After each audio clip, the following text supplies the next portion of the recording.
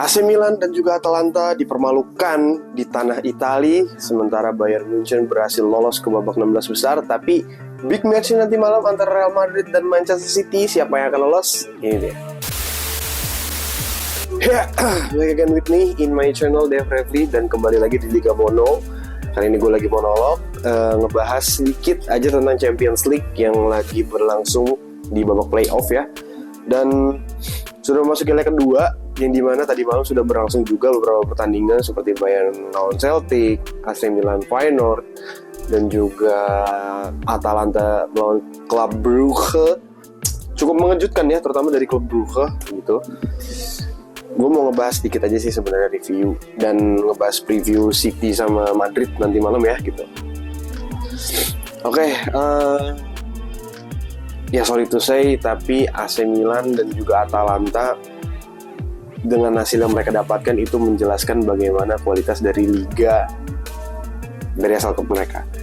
Itu aja gitu. Maksudnya mungkin kalau lebih tepatnya ke AC Milan sih gitu loh. Maksudnya AC Milan ini sorry to say gue nggak menjelekan, karena gue cukup amazed sama squad yang mereka miliki gitu. Untuk harusnya dengan squad yang mereka miliki, harusnya mereka bisa bersaing dan bisa berbuat lebih banyak lah di atas lapangan. Tapi sayang sekali gitu loh, gue heran gawang tuh gede ya gitu loh. Kenapa syuting selalu ke tengah dan gak ada kiper gitu loh. Itu kan menunjukkan bahwa lo gak efektif, dan itu menunjukkan kualitas finishing lo tuh gak bagus-bagus amat jadinya gitu. Itu satu. Dan sayangnya gitu loh, maksudnya ketika ya suwe sih emang, maksudnya ketika lo nggak bisa menciptakan satu passing yang bagus pun, kadang pelak dalam melakukan sebuah penyelesaian atau passing antara pemain itu tuh nggak ngikut gitu loh. Jadi ya jelek aja jadinya gitu loh. Tambah finishing yang kurang bagus, dan itu yang membuat AC Milan tidak bisa menambah keunggulan lagi gitu dari gol pertamanya Jimenez ya gitu. Yang kedua Atalanta, nah ini beda case-nya sama AC Milan gitu loh. Atalanta akurasi passing bagus, positioning di dalam kotak penaltinya gue suka, tapi ini baru nggak luck gitu loh. Ketika lo udah melakukan akurasi passing yang bagus, finishing yang udah oke, tapi lucknya nggak dapet gitu loh. Entah yang kena tiang, entah yang kena pemain, entah yang kurang power gitu. Jadi maksudnya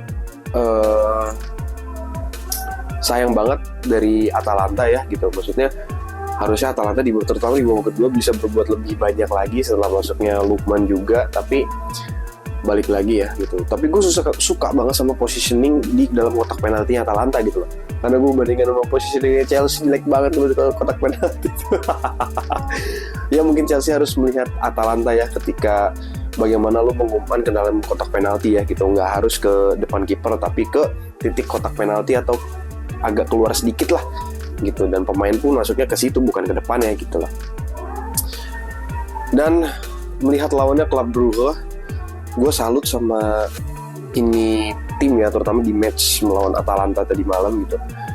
Akurasi passingnya bagus banget. Maksudnya lu ngoper dari pinggir ke tengah itu kan beberapa meter jauh banget gitu loh. Dan itu bolanya sampai apalagi gol terakhir ya gitu, dan di shoot dari luar kotak penalti itu oleh striker nomor 9, gue nggak tahu siapa.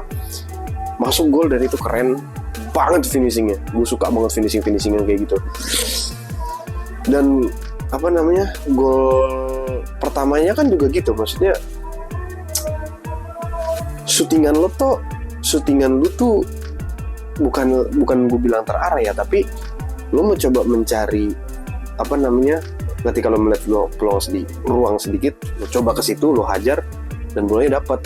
Itu gol bagus yang didukung oleh luck gitu kalau menurut gue.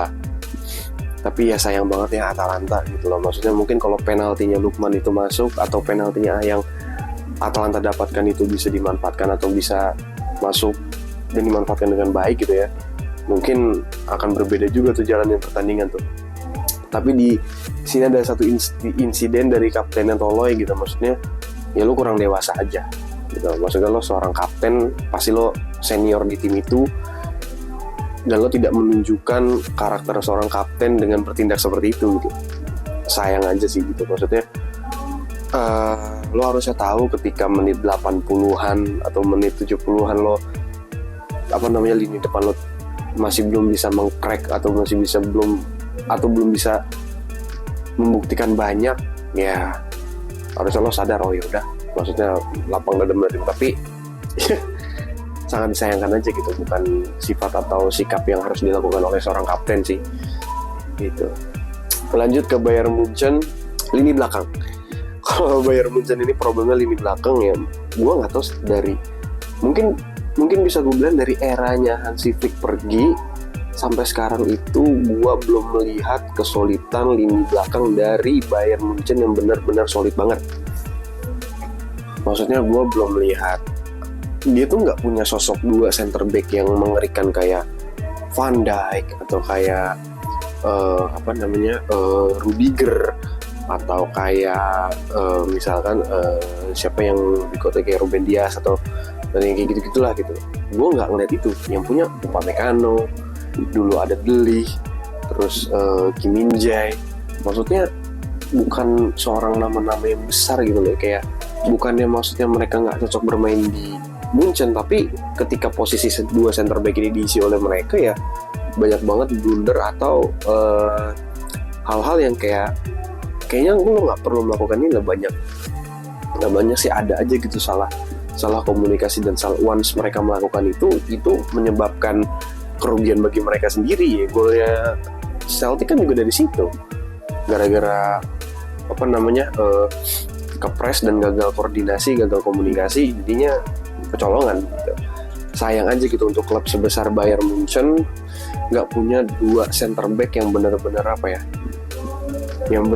memiliki nama besar dan kualitas sebagus itu gitu. Ya Van Dijk kalau habis di Liverpool pindah aja lah ke Munchen lah kalau kata gue. Dan apalagi ya, ya untuk Munchen ya mereka di lini depan nggak seklinikal itu juga sih sebenarnya. Gue ngeliat Musiala sama Gnabry impact-nya sebesar itu gitu, tapi gue ngeliat Goretzka, ngeliat Olise, dan apalagi ketika Sané masuk itu benar-benar ngeri emang di depannya si Munchen nih. Munchen berhasil lolos dan kemungkinan besar akan menghadapi Atletico Madrid atau Leverkusen. Ya, kemungkinannya dua tim itu. Dan nanti malam akan berlaga ada Real Madrid yang akan melawan Manchester City gitu. Gue bilang dua-dua lagi ada form yang bagus, walaupun di La Liga ya kita tahu, ya mungkin kalian juga semuanya tahu kalau misalnya Real Madrid itu beberapa kali ya bahasanya tidak diuntungkan oleh wasit, tapi gue sebenarnya nggak setuju amat ya gitu sama statement itu. Tetapi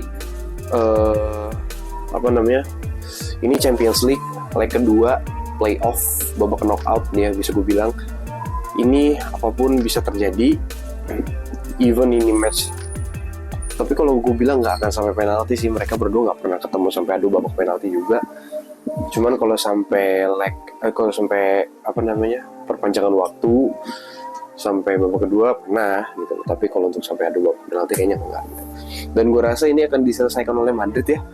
Madrid tunggu 1 gol, ya mungkin City bisa mencetak gol, tapi tetap still Madrid mau permainannya akan gimana, gue bilang Madrid ya akan lolos ke babak 16 besar. Jadi sorry to say, apapun starting line up yang diturunkan oleh City nanti malam, siap-siap berlapang dada aja lah untuk Manchester City. Tapi semoga gue salah, kalaupun bener ya berarti emang tertahu bahwa Madrid ini di Eropa tidak akan pernah melepas atau tidak akan pernah membiarkan mereka tidak lolos gitu aja gitu. Karena Madrid gue bilang akan bisa melaju lebih jauh lah daripada ini di Champions League kali ini, dan mereka punya semua bahan yang mereka butuhkan untuk mencapai ke sana. Dan sorry to say untuk fans Manchester City, tapi kali ini gue akan menguntungkan Madrid ya.